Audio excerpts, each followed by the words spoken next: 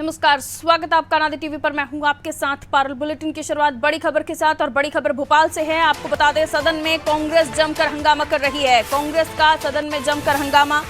सदन की कार्यवाही कल तक के लिए स्थगित कर दी गई है। बजट सत्र से जीतू पटवारी निलंबित कर दिए गए हैं। सदन में गलत बयानबाजी करने पर यह कार्रवाई हुई है। सत्ता पक्ष ने पटवारी के बयान पर एतराज जताया है। नाराज पटवारी ने आमरण अनशन की घोषणा कर दी है। पूर्व मुख्यमंत्री कमलनाथ ने भी विरोध जताया। पटवारी को सत्र से निलंबित करने पर विरोध जताया है कांग्रेस ने। पूर्व सीएम कमलनाथ का इस पर बयान भी सामने आया है। कमलनाथ कहते हैं, जीतू पटवारी को निलंबित करना अलोकतांत्रिक कदम है। विधानसभा अध्यक्ष को निलंबन पर पुनर्विचार करना चाहिए। कार्रवाई विधानसभा की उच्च परंपराओं के अनुकूल नहीं है। नेता प्रतिपक्ष डॉक्टर गोविंद सिंह का भी बयान इस पर आया। बीजेपी के दबाव में पटवारी को सत्र से निलंबित किया गया है, ये कहना है गोविंद सिंह का। कानूनी सलाह के बाद कोर्ट का दरवाजा कांग्रेस खटखटाएगी।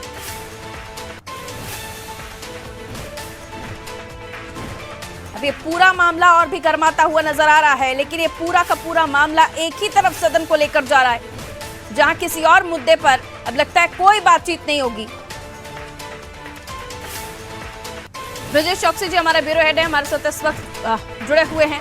ब्रजेश जी, जीतू पटवारी के निलंबन का मामला गर्माता हुआ नजर आ रहा है। जहां एक तरफ कमलनाथ बात कर रहे हैं, वो कह रहे हैं कि विधानसभा अध्यक्ष को पुनर्विचार करना चाहिए कार्रवाई पर। वहीं गोविंद सिंह कह रहे हैं कि बीजेपी के दबाव में पटवारी को सत्र से निलंबित किया गया है। देखिए पारुल, आज उस समय सदन में हंगामा होना शुरू हो गया है जब जीतू पटवारी, जो कांग्रेस के विधायक हैं, पूर्व मंत्री हैं, उन्होंने कहा कि रिलायंस ग्रुप को आपने मध्य प्रदेश से बाघ दे दिए, शेर दे दिए, घड़ियाल दे दिए, बंगाली लोमड़ी दे दी, लेकिन बदले में आपने चिड़िया ले ली, छिपकली ले ली, बंदर ले ली। उनके बयान को सरकार ने कहा कि ये गलत बयानबाजी है, आप सदन में गलत बोल रहे हैं। इसको लेकर सत्ता पक्ष ने हंगामा किया और उन पर गलत बयानबाजी, गलत प्रमाण रखने के आरोप में उन पर कार्रवाई की मांग की।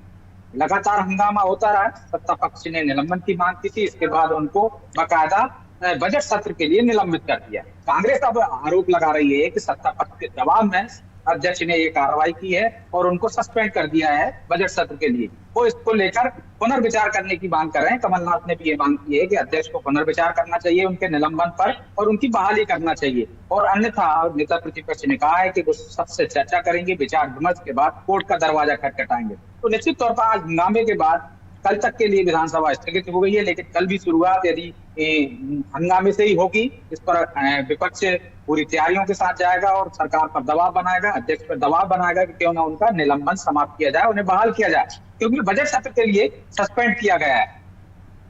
पारुल, बिल्कुल ब्रजेश जी, लेकिन इससे पहले भी हम जब चर्चा कर रहे थे तो यही कहा जा रहा था कि विधानसभा स्पीकर को ये अधिकार है कि अगर वो कुछ गलत पाते हैं, और ये तो लिखित में भी लिया गया जीतू पटवारी से, जहां जो उन्होंने कहा उससे इतर पाया गया उनका लिखित में दिया हुआ दस्तावेज। तो जब उनके पास अधिकार है, तो अगर ये कोर्ट तक भी मामला जाता है तो कांग्रेस को हासिल क्या होगा? निश्चित तौर पर विधानसभा अध्यक्ष के पास सर्वाधिकार होते हैं। वो चाहे तो ये निलंबन को बहाली में बदल सकते हैं। कोर्ट के सामने यदि जाएगा तो कोर्ट ये दोनों तथ्यों को देखेगी। हालांकि सदन की कार्रवाई पे कोर्ट वैसा सीधा दखल नहीं देती है। ये विधानसभा अध्यक्ष का विशेष अधिकार होता है कि सदन में वो किस तरह से निर्णय लेते हैं।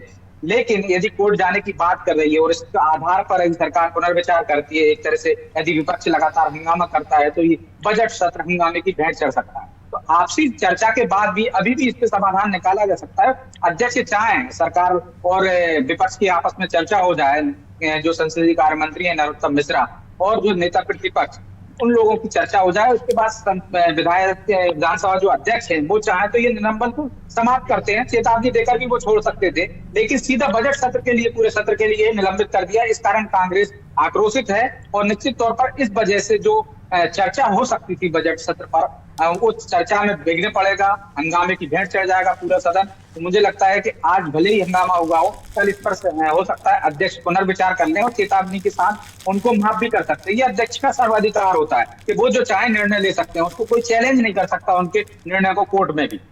पारुल, बिल्कुल, अब देखना ये होगा कि आगे किस तरह से सत्र चलता है। क्या वाकई इस पूरे मामले में कांग्रेस इस पूरे मामले को और भी उठाएगी या फिर सदन की कार्रवाई इस पूरे हंगामे के चलते, जीतू पटवारी के निलंबन के चलते भेंट चढ़ती है?